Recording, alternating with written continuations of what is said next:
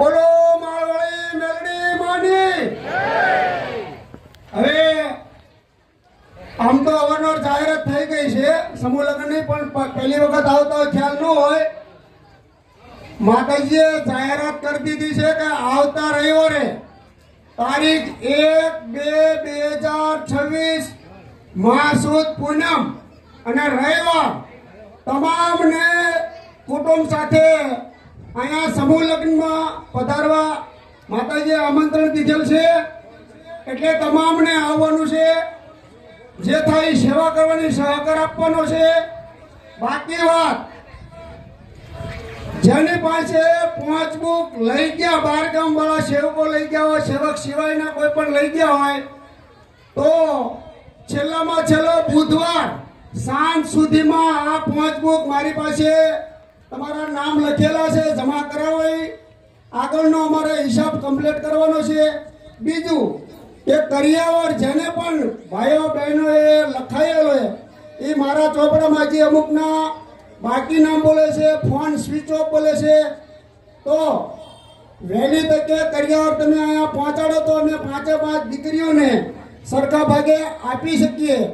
તો જેને આજુબાજુ લખાયેલો ખ્યાલ ન હોય જાણ કરશો. વહેલી તકે કરિયાવર તેમજ પહોંચબુક તાત્કાલિક જમા કરશો. બાકીના ઘણાના ફોન સ્વિચ ઓફ આવે છે એટલે પછી તમારો હિસાબ તમારે સમજવાનો રહેશે. અમે તમને વારંવાર આ બાબતે ઘડિયા જાહેરાત કરવી એ યોગ્ય ન કહેવાય.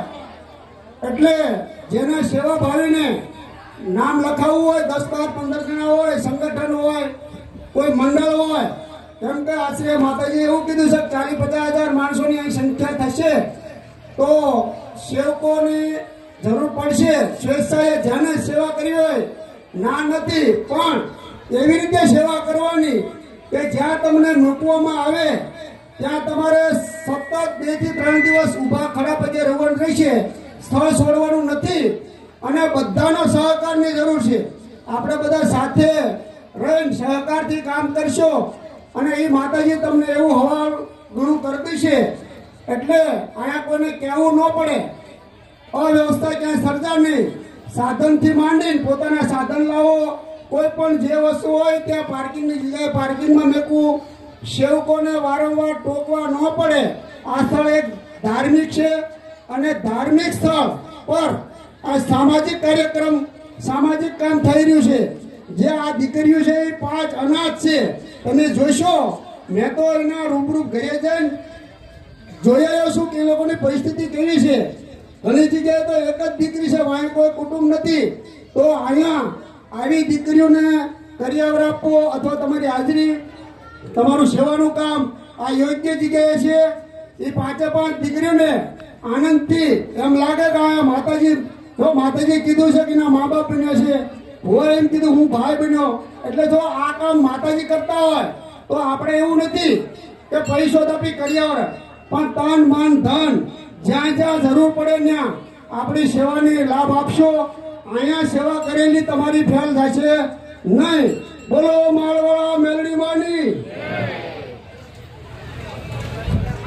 હા, જે સાહેબે આપણને સમજાયા એ શ્રદ્ધાપૂર્વક, વિશ્વાસ અને મારી માળવાળી મેળડીના સાહિત્યમાં જો ખરેખર તન મન ધનથી જો સેવા કરશું તો એનું ફળ ખરેખર મારી માળવાળી મેળડી તમને આપશે, આપશે ને આપશે.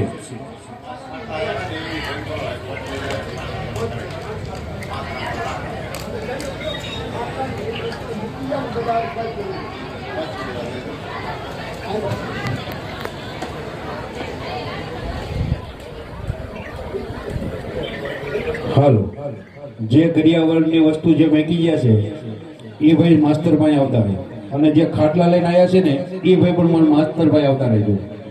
આ તો મારી માળવાળી મેળીનું સાહિત્ય છે બાપા. તન મન ધનથી જો તમે સાચા હૃદયથી જો કદાચ આજ મારી માળવાળીની મેળડીને જો યાદ કરો તો તમારું કામ થઈ જાય, થઈ જાય ને થઈ જાય. બોલીએ શ્રી માળવાળી મેલડી માત કી, ગજરો બાપુ